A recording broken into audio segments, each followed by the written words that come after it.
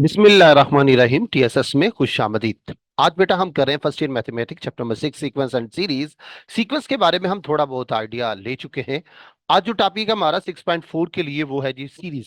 Series क्या होती है, लेकिन सीरीज से जाने से पहले मैं आपको सीक्वेंस का थोड़े बारे में थोड़ा सा बताऊंगा। आपने बेटा पढ़ रखा है कि जो सीक्वेंस होता है आप इसको ऐसे रिप्रेजेंट करते ए एन डाल के।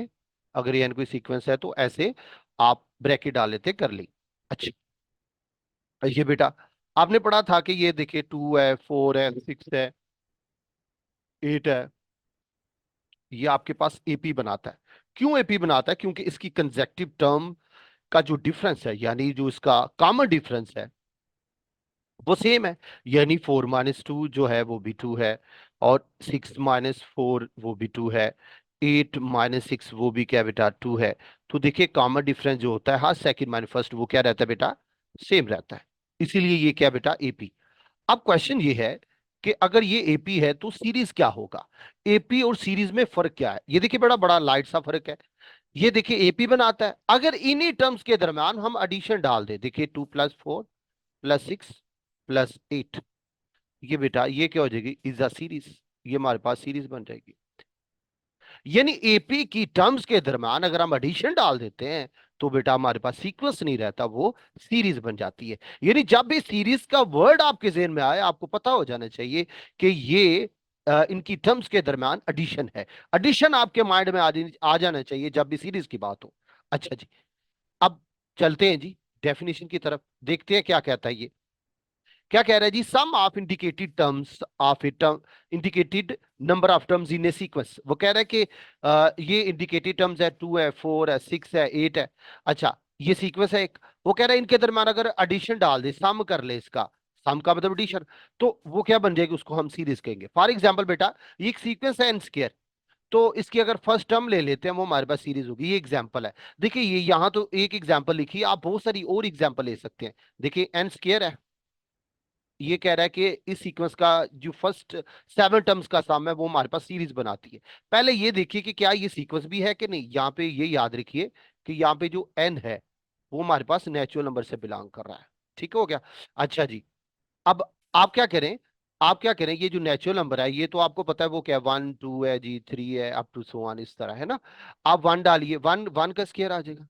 हाँ, अच्छा, फिर 2 का स्क्वायर, 3 का स्क्वायर, अच्छा 4 का स्क्वायर, अच्छा फिर 5 का स्क्वायर, 6 का स्क्वायर, 7 का स्क्वायर। क्योंकि पहले 7 का है इसलिए हम 7 तक करेंगे, उसने क्या सम ऑफ 7 टर्म। अच्छा, अब ये क्या बन गया, 1 4, ये क्या आ गया, 9 16 25 36 और 49। अब ये हमारे पास क्या है, दिस इज अ सीक्वेंस।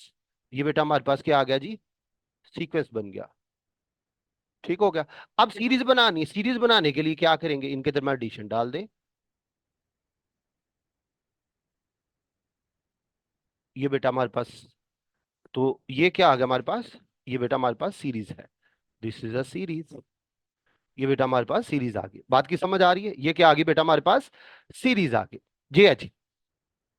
अच्छा, इसी तरह ये तो एन स्क्वायर है, इसी तरह आप बहुत सारे और सीक्वेंस, यानी एन को देख ले, एन की पहली 7 टर्म ले ले, 6 ले ले, 3 ले ले, 4 ले ले, फिर भी आपके पास सीरीज बन सकती है।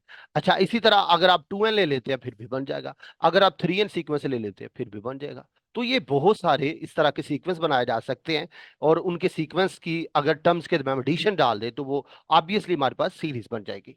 आगे बेटा उसी तरह जिस तरह हमने फाइनाइट टू इनफाइनाइट सीक्वेंस पढ़ा था उसी तरह हमारे पास आ गया फाइनाइट और इनफाइनाइट सीरीज। जारी बात है फाइनाइट सीक्वेंस आपके पास वो होता था जिसमें नंबर ऑफ टर्म जो थी वो फाइनाइट थी, वो फाइनाइट सीक्वेंस था। इसी तरह सीरीज के अंदर अगर नंबर ऑफ टर्म जो है वो फाइनाइट है then series is finite, otherwise it is called infinite series. आइए बेटा चलते हैं, फॉर्मूला प्रूव करते हैं कि जी सम ऑफ जो एन जो टर्म्स हैं किसी सीक्वेंस की उनका सम कैसे फाइंड किया जा सकता है। अब तक तो हम ये फाइंड कर चुके हैं कि जी एक हमारे पास सीक्वेंस है उसको कैसे फाइंड करना है। अब हम सीक्वेंस के सम कैसे फाइंड करते हैं इसकी तरफ मुख करते हैं, लेट्स सी जी। जी बेटा हम ये प्रूव करने लगे हैं कि S N is equal to N over two A one plus A N. ये हमने प्रूव करना है, देखना है हम इसको कैसे प्रूव कर सकते हैं जी। सम ऑफ जो N terms of arithmetic series है उसका फॉर्मूला। देखिए बेटा आप कैसे प्रूव करेंगे इसको, लेट्स सी। लिखेंगे बेटा sum of first n terms of arithmetic series लिखेंगे जी as sum of first n terms, sum of first n terms of an arithmetic series. Arithmetic series.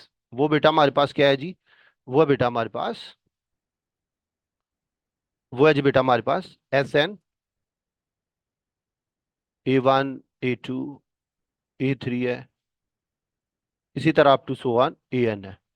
गौर करिए ये कैसे, ये देखिए बेटा S1 क्या होता है, यानी एक टर्म का सम। S2 क्या होता है, A1 प्लस A2।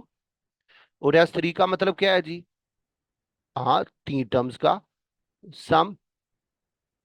और इसी तरह SN का करेंगे तो A1 A2 A3 AN आएगा। बात को समझ रहे हैं? ये बिल्कुल बेटा हमने ऐसे ही लिखा इसको। और लिखे जी इफ सीक्वेंस जो AN है इज इन AP then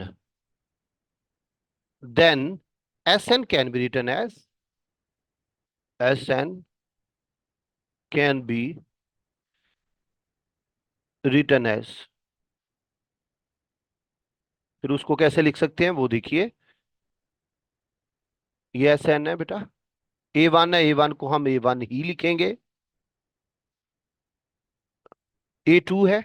अब देखिए हमारे पास फॉर्मूला क्या है एन का, वो है जी AN is equal to A1 plus N-1 और ये आ गया बेटा D। अब यहाँ पे N है, गौर करिएगा जरा। अब अगर अगर हम चाहते हैं जी A1 A2 फाइंड करें तो जहां जहां N है 2 लगाएंगे, A2 A1 है 2-1 है, ये आएगा जी, यानी A1 प्लस D आ जाएगा। गौर करें A2 हमारे पास A प्लस D आ जाएगा, तो यहाँ पे हम बेटा लिखेंगे A1 प्लस D। ओके हो गया। अब गौर करिएगा जरा, यहाँ पे 2 है तो डी का कोफिशिएंट 1 आया, ठीक है। इसी तरह अगर हम मूव करेंगे A3 की तरफ, तो आप क्या करें, जहां पे N है इस फार्मूले के अंदर, आप 3 3 पुट करें तो आपके पास आएगा बेटा, क्या आएगा बेटा, आपके पास आएगा जी A1 प्लस 2D। यानी जो भी इधर नंबर होता है डी का कोफिशिएंट एक कम होता है, तो ये लिखें जी A1 प्लस 2D। ये बेटा हमारे पास आ गया, ठीक है।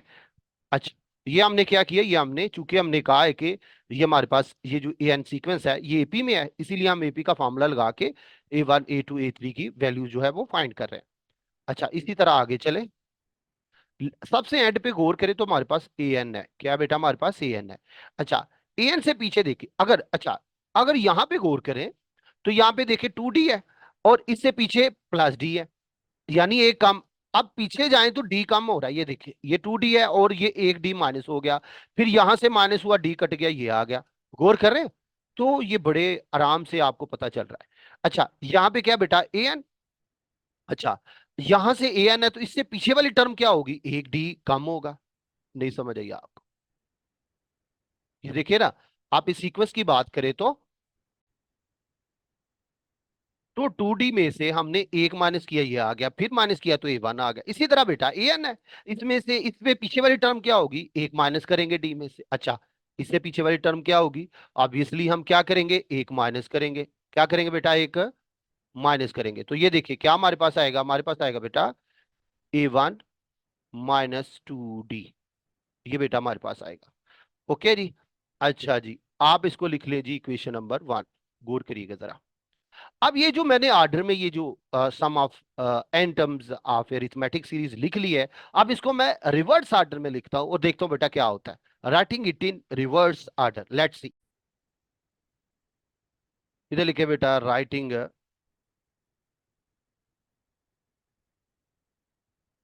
It in reverse order, reverse order, ठीक है जी। अब बेटा हम क्या करेंगे, इसको रिवर्स ऑर्डर में लिखेंगे। इधर लिखते हैं बेटा SN।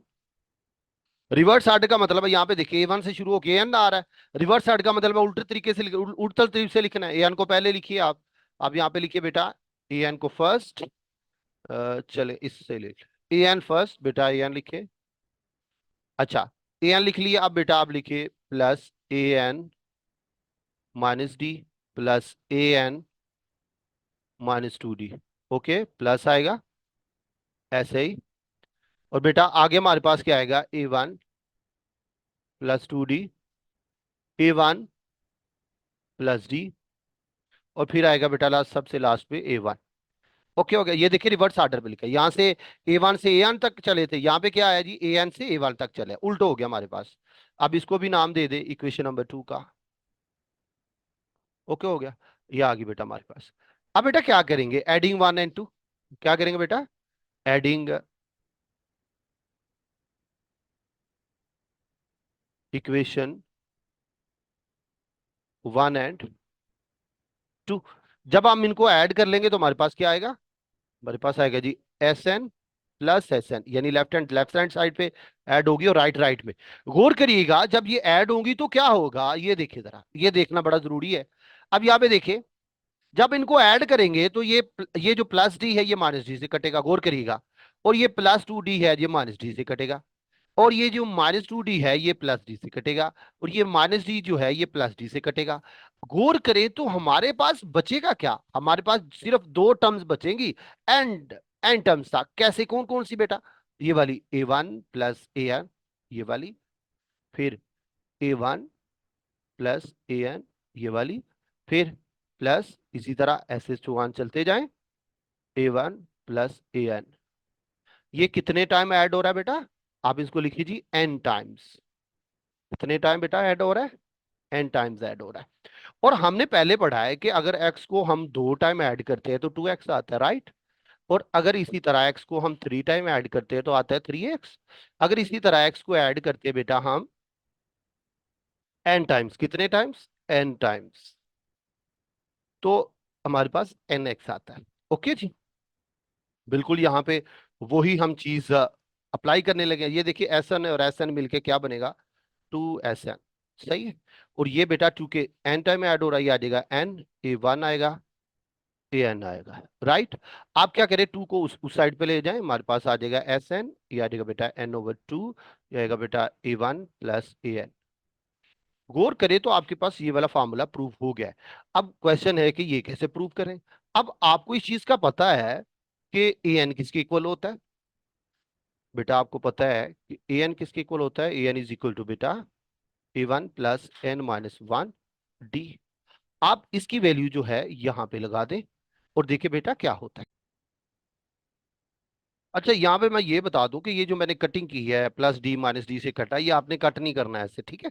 आपने जस्ट एडिंग करके ये लिख देना, ये तो बस जस्ट मैंने आपको समझाने के लिए कट की है। आपने ऐसे रैंडमली कट नहीं करना इसको। अच्छा, अब ए एन की वैल्यू इसके अंदर पुट करेंगे तो हमारे पास बेटा क्या आएगा, हमारे पास आएगा जी S N, N over two. अच्छा, अंदर आएगा ए वन प्लस, अब ए एन की जगह बेटा हम वैल्यू लगाएंगे। ए एन की वैल्यू क्या बेटा, ए वन है, एन माइनस वन डी,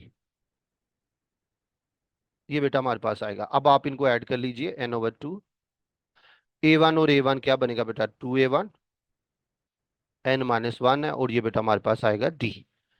और गौर करें ये भी हमने प्रूव करना था। अगर तो आपको ये कहे कि आप ये प्रूव करें तो यहां तक बेटा आपके लिए काफी है प्रूफ, यहां तक, ठीक है। लेकिन अगर आपको ये कहे कि ये प्रूव करे तो फिर आपने यहां तक करना है। ठीक हो गया। ये बेटा हमारा यहाँ पे ये वाला फॉर्मूला जो प्रूव हो गया।